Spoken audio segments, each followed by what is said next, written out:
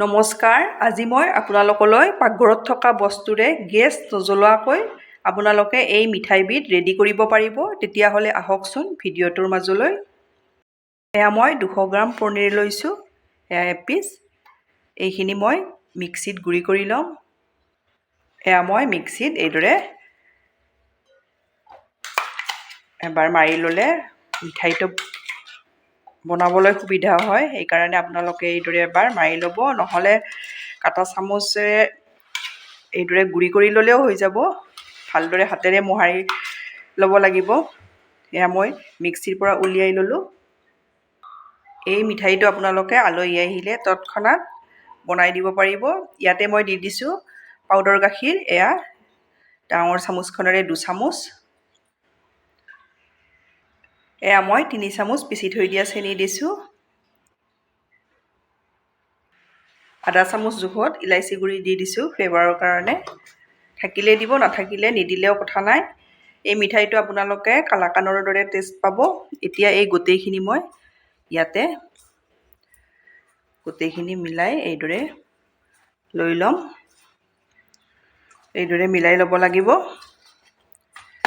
এইখিনি মোৰ মিলাই লোৱা হৈ গ'ল। এয়া মই হাতখন অলপ ধুই ল'লোঁ। এইদৰে হাতখন ধুই ল'লোঁ। এতিয়া যিখন চামুচেৰে মই পাউডাৰ গাখীৰ লৈছিলোঁ, সেই চামুচখনেৰে এতিয়া এইদৰে লৈ ল'ম। মিঠাইৰ শ্বেপ দি যাম এইদৰে।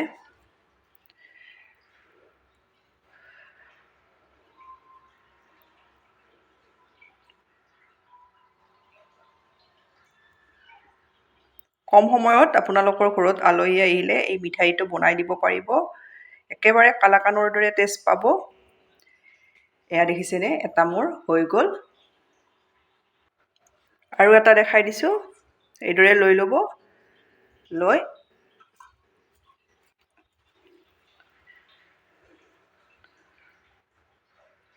এইদৰে দি দিব।